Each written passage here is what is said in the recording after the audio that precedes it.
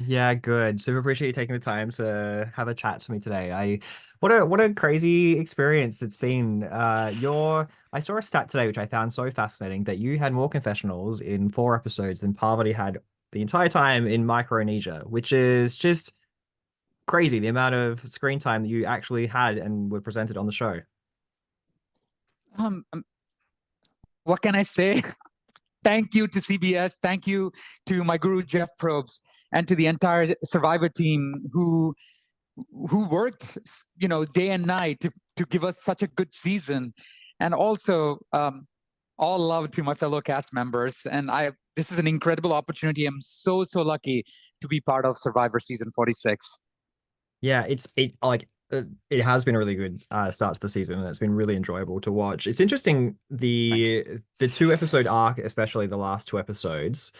Watching a lot of your I don't even know like highs, lows. I feel like we had every emotion with Badu during this last couple episodes. Can you talk about not I want to talk to you first about when you're rewatching that and you've had the experience now of obviously living it, processing the experience, and now the last 2 weeks rewatching that. What's that like rewatching that experience that you went through 6 or so months ago? Ryan, you already said it. I'm a trained Indian classical dancer. In Indian classical dance, they call Nava Rasas. Nava meaning nine, Rasas meaning emotional state of mind. So at a very young age, I've learned the nine emotional state of mind while dancing. Love, laughter, sorrow, anger, courage, fear, disgust, surprise, peace. So the nine emotions. And as you've seen, like from the episode one to the last one, it's it showed various emotions from Yeah. love all the way to peace. So yeah, a good observation, Ryan. And no one asked me, but thank you for asking that. When watching the season, it was very emotional. It was that, oh my God, what have I done? Yeah. And but last night I had someone who's following the season, another super fan, texted me saying that her daughter, after watching the vote off episode, said that, "Mom, why are they voting Banu off? He's here for million hearts and not for $1 million." And she texted me that she was really rooting for you, and that really moved me. And I said, that's what it is. My journey is all about. Like, if I can touch at least one person's heart, and this is a little girl who was asking her mom about me, so that means a lot to me. I think it's really evident on the show that your kindness and your heart, and I know you used the quote about 100 heart, sorry, 1 million hearts that you wanted to touch through the season. I'm sure you have across the world, in many different ways. When you think about Survivor and you declared that you're a big fan of the show, and we have these people like Sari Fields who talks about, taking that step from the couch to the show and stepping into the reality of what Survivor actually is.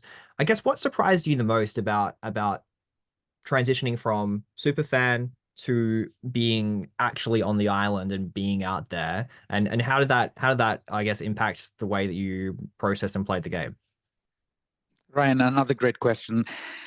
So to backpedal a little bit, I grew up in India in poverty. And if you've seen the last night episodes, I grew up on the streets under Yeah. thatch roofs. When it used to rain, it used to pour. So the reason why I can relate to Survivor is because of those, my upbringing. When I Yeah. watched Survivor for the first time, I was like, oh my God, this is just like home to me. I can do this. And then at the same time, I was going through some tough times in life, watching Jeff Probst telling the contestants, like, you gotta dig deep, do not give up. And I used to use that as a mantra. And I used to tell myself, like, I need to dig deep. I'm not supposed to give up on something which really means to me. And that's how I channeled all that energy and I pushed through life. And here I am, Ryan, from a person who grew up in poverty on streets, who encountered a lot of abuse in life. I was sexually abused for many years. I was physically abused. There was verbal abuse and emotional abuse growing up on streets.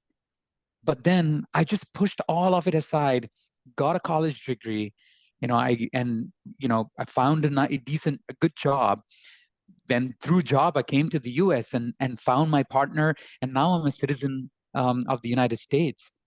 And from a super fan, I'm finally one of the contestants on Survivor. I'm part of the Survivor family. What else can I ask for? I've Yeah. succeeded in life, I would say.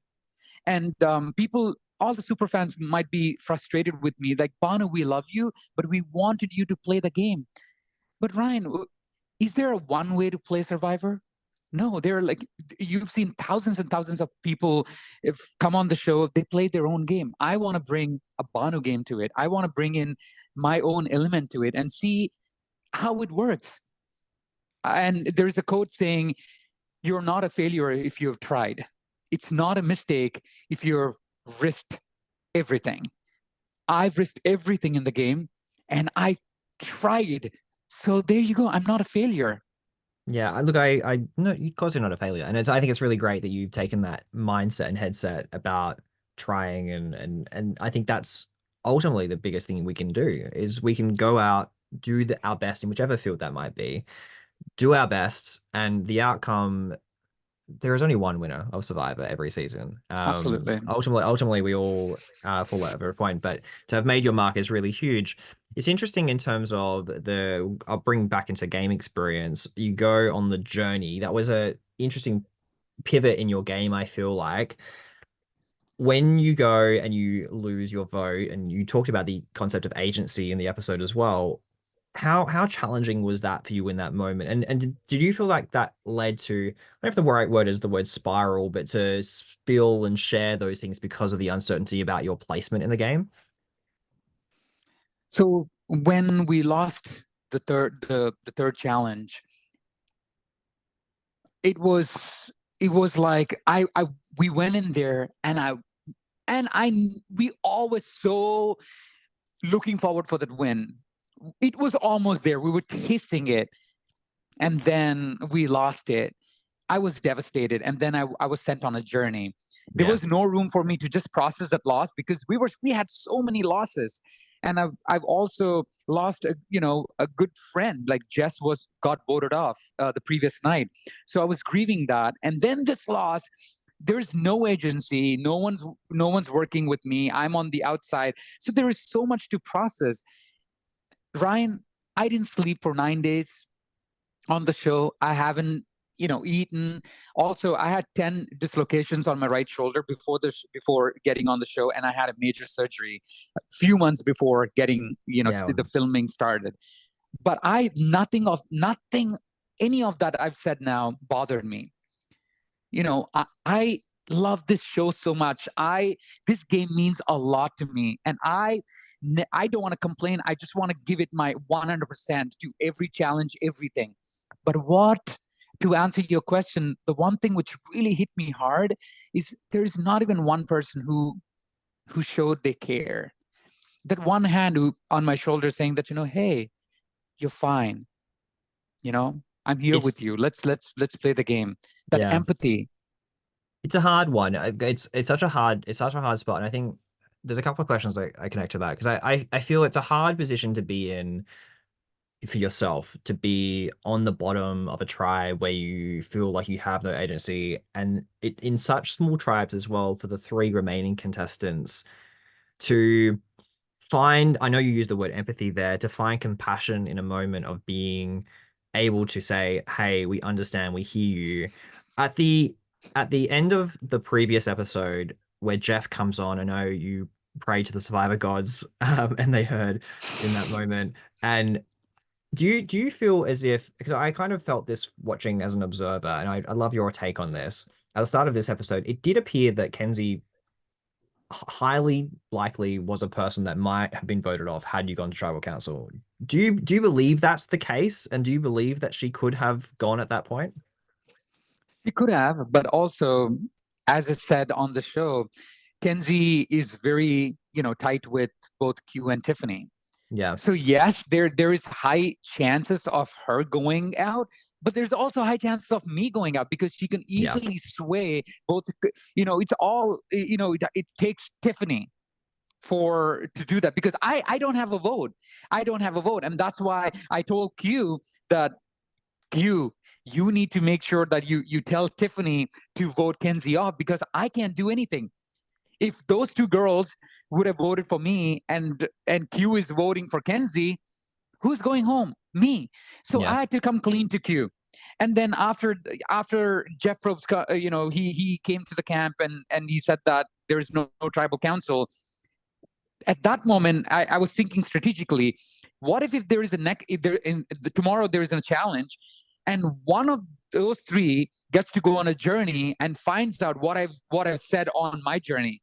That Yeah. would really sabotage my game. So I was like, okay, let's think this through, Bhanu. Let's come clean. Let them hear from the horse's mouth. And I thought they would probably like get upset, but also understand that I'm being honest and I want to play the game with me, and that's the reason why I'm coming clean to them. But instead, it backfired, and Yeah. after that, it's like, yeah, no one wants to work with me. It was sad state of affairs. You talk about the relationships as well. I know you mentioned Jess. I love chatting to Jess the other week. That was lovely. Q as well, who's actively still in the game. He did seem invested in you and in your story. Did you feel that? And what was that relationship like for you? I really can't tell. Like, it feels like he was invested, but at the same time, I I don't know. I Yeah. really don't know. Yeah, because watching it now, why did I go home? If that's the case, because I was on my knees begging. I was telling everything. I'm being honest and open, and they could have given me the chance, and we could have gone to the merge, because I am in every challenge. I'm right next to Q and performing. It's not that I'm like doing anything. Yes, of course, the last challenge I stumbled, but we caught up. We were Yeah. right there. So it's mistakes happen. Everyone does a mistake, but if you give someone a second chance, that would have worked. Had in your mind, hypothetically, had you potentially won that last challenge or a swap happens or you get through to merge with this four, are you loyal to those three other players that are still in this game, or are you looking to try and make other relationships? That's a good question, Ryan. If a swap happened and before all of this, maybe I would have not worked with them, because by then I made up my mind, like, these people, they don't want to work with me. They never were. I was never in even a single strategic discussions Yeah. during the justice vote or any votes. And that's why you see me all like, rattled in the tribal council, because I was not getting any information. I was always on the outside, and so had we gone to like a tribe swap, I wouldn't have. But had they taken me, had they kept me, and they said that, listen, we are giving you a chance, don't screw it up, and we want you to by our side, I would have been there for them. Yeah, so interesting. I always love the Survivor what if questions and the possibilities around it. I want to jump to the tribal council. One last big question for me is uh, we could clearly see Jess care for you through the season. And I think that was really quite evident, even at the end where he gives you a hug, which is very untypical. Jeff doesn't give out hugs loosely to people on Survivor in general. So that's definitely something you should take and take with you as a memory. Having the tribal council and not having a vote, how do you feel about that? And I'm curious whether you're okay and content with that, or whether you felt like there should have still been a vote, even if it had have been your name coming out 3 votes to 0. Ryan, it doesn't matter whether they're going to vote, put my name on the parchment or not. I Yeah, was thinking, I need to see my name on the parchment when I'm sitting on the final tribal three, on the yeah, final tribal council, and one of the final, the finalists. That's when I would like to see my name on the parchment. This is a unique way of, sending me home, and my guru Jeff Rose giving me the hug, mm, and the rainbow. Did you see Yeah. the rainbow? Yeah. God answering me, because maybe the gods were like, we don't want you to change. People are trying to, like, trick you, and they're saying you have to speak a certain way, you got to answer a certain way.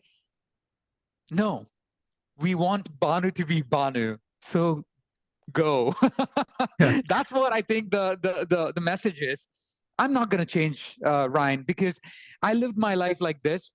I pulled myself from poverty. None of these people have helped me. And the reason why how I did that is through hard work, honesty, and being humble. The trifactor. Not conniving and not like talking bad about people. No, no, no, no, no. That will only get you so far in life. Honesty, hard work, and humble. It'll get you far in life. And here I am, one of the survivor players now. I'm in the family. Yes, and look, that is something that can never be taken away. And the last one I have for you is I try to usually wrap up this way is what have you learned about yourself, Banu, from this whole Survivor experience and journey? when I you, when I entered the show, I was like, as a super fan who watched every episode of every season, I was like, I can do this. I'm gonna lie, cheat, and steal, and all of that. But look what my destiny is. It's not something I can do, because growing up on streets, we always helped each other. That's how I grew up. Because if you're stealing from someone, they will steal from you. Instead, if you have a bread, if you break into pieces and feeding everyone, tomorrow if someone gets another piece of bread, they would share it with you. If not, you will be hungry for a long time. So that's the mentality I can't I grew up with, and that's what I brought it to the table. Did it work in the game of Survivor? It didn't. But I'm on the right path of winning million hearts, and I know that in my heart. I'm happy for you. I love that's your key takeaway. So that's such a positive, and I'm glad the overall experience for you has been really positive. And yeah, I'm really grateful that you had that great experience, and you have that buff. You're part of the Survivor family now, which is incredible. But no, I do have to let you go there. But thank you so much for the time, the opportunity to chat to you. I really appreciate it. So thank you so much. Thank you so much, Ryan.